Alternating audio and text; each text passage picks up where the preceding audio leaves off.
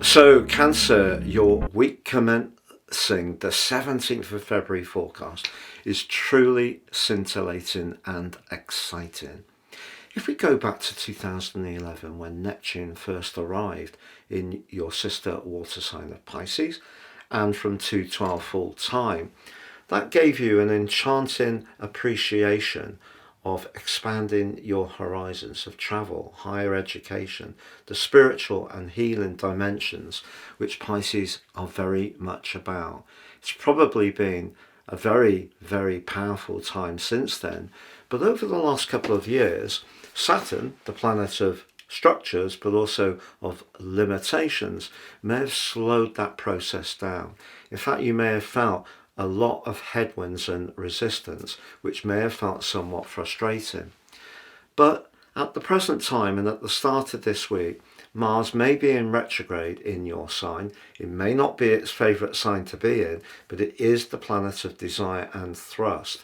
And its link to Saturn this week is just mitigating some of that resistance that Saturn can create. So that's really helpful to you as you come into this week.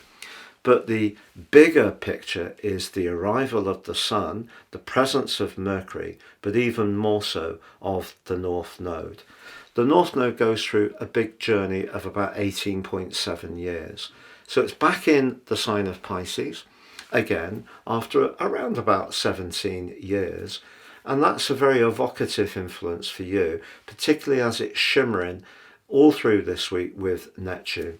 If you want to engage your imagination, to set your intentions to your heart's desires, to trip the light fantastic, you've got an opportunity to achieve whatever it is you want, even if it is escaping from something which isn't working for you, whether it's a dull job, whether it's a relationship that's not very respectful, whether it's an interest that's lost its luster, whatever you want to remove yourself from, the potential to become more independent is really strengthened by the role of the Sun.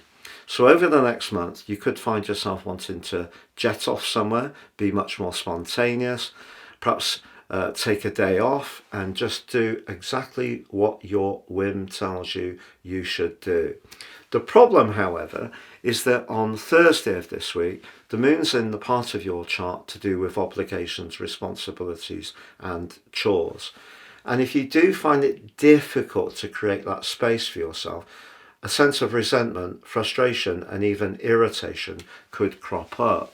On the same day, Jupiter, the planet which is very much about the spiritual dimension, in your 12th house, is actually also squaring up with Mercury in your 9th house.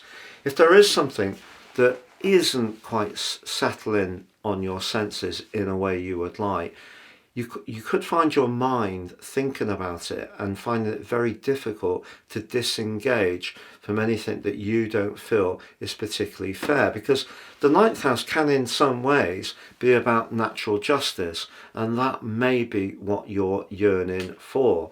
But just know the Venus is in your sector of leadership, and your sector of leadership is going to be blessed in a very dynamic way, particularly towards the end of March, with a stunning solar eclipse. Neptune moving into Aries for the first time in about 163 years for just under 8 months. But also later on in May, Saturn will move into your 10th house as well. So a lot of opportunity to raise your profile and your status, and also your authority is going to come later this year. But what you get a chance to do now is inform yourself better. So there could be some training, higher education strands in your situation, or you may just want to have some pure freedom and escapism. And however you choose to do that, if you can make it come to pass this week, I think it will be very good for your soul. But whatever you are talking to people about, perhaps an idea that you find to be really exciting, and perhaps for now it is a private conversation that is going to come into the open much more as the spring months go on.